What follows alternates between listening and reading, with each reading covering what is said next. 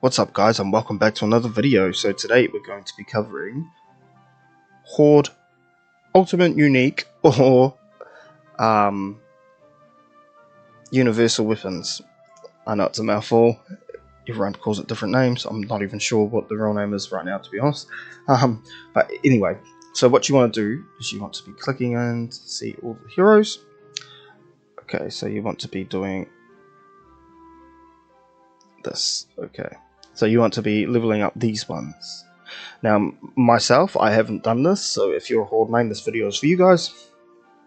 So the first and foremost, who you want to be leveling up depends on what your plan is for Horde. So if you're planning on using this lady here, the Shadow Priest, and taking away Wanderer or Wukong, it changes the whole lineup on what you want to level up and where the priorities are.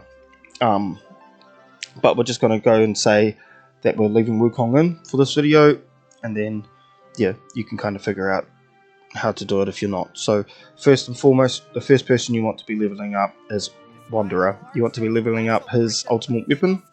His ultimate weapon is called Undefeated. Each attack has a 70% chance to deal an extra 2 damage equal to 100% of the attack, and at level 20 it will say increase undefeated damage by 20% with a 25% chance to hit 2 times.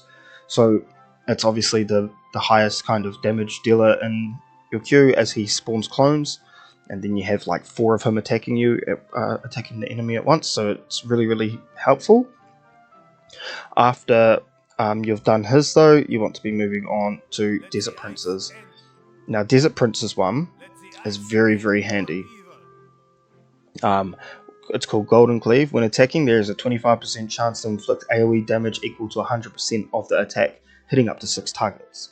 So if you look at level 20, it says Golden Cleave's area increases by 50%, deals 2 times damage to shielded enemies. So this is kind of what breaks through League.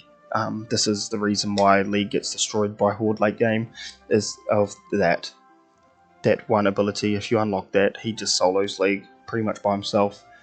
But yeah, that is Desert Prince's ability. So you want to go Wukong or Wanderer and then Desert Prince. After that, you want to be working on Witch's one. So Witch's one is called Dark Harvest. Witch's healing rate increases by 20%. Each time an enemy unit near her dies, she gains 1 stack of soul. Upon reaching 10 stacks, all souls are consumed, randomly silencing 2 enemy heroes. So at level 20, soul, it says soul is gained whenever any unit dies. Fear replaces silence, stopping the target from healing and dealing true damage equal to 5% of their max HP, up to 500% of the Witch's attack. So it kind of works well with the other heroes, as it kind of, stops them from being able to heal, mainly, and that's kind of the reason why you want to do Witch after you do Prince. Now after Witch, you want to be focusing on Storm Maiden.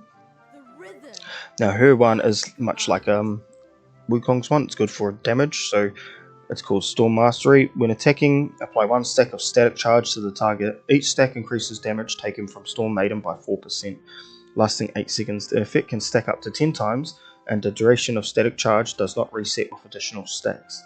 But for level 20, it says static charge duration is shortened by 2 seconds and detonates upon expiration, dealing area damage. Each stack explodes and deals damage equal to 30% of Storm Maiden's attack. The explosion is also triggered if the target dies. See, so it stacks up a lot of damage as well, but you do need to reach level 20 for it to start affecting it with damage.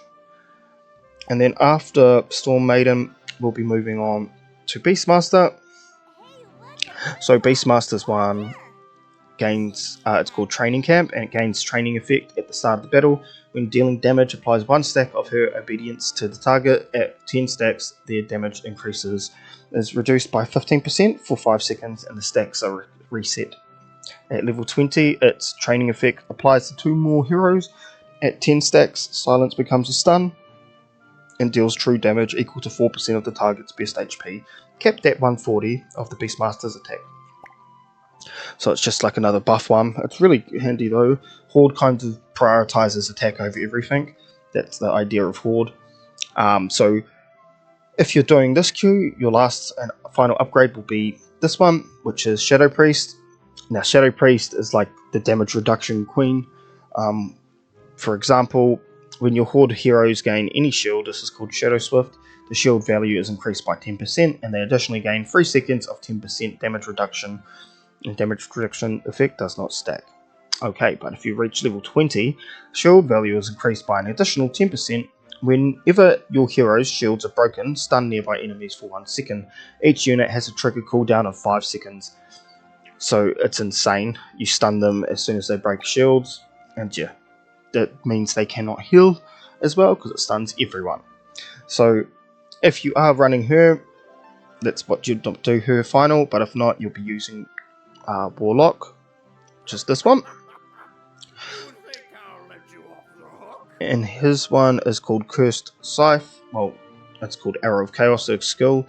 The Warlock launches 1 arrow of chaos at random enemy heroes after casting 2 skills.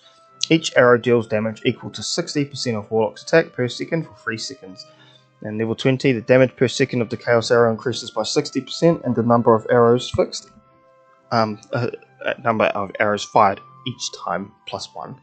So it's obviously not that great compared to the rest, but yeah, that's why you do him final if you're going to be using him.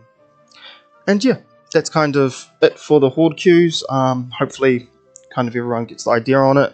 I'll do it one more time just so you know the order in case you've just kind of skipped to the end to figure it out.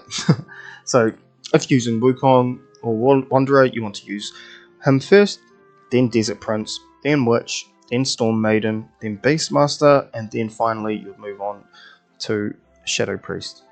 If not using Wanderer, you want to go Desert Prince, Witch, Storm Maiden.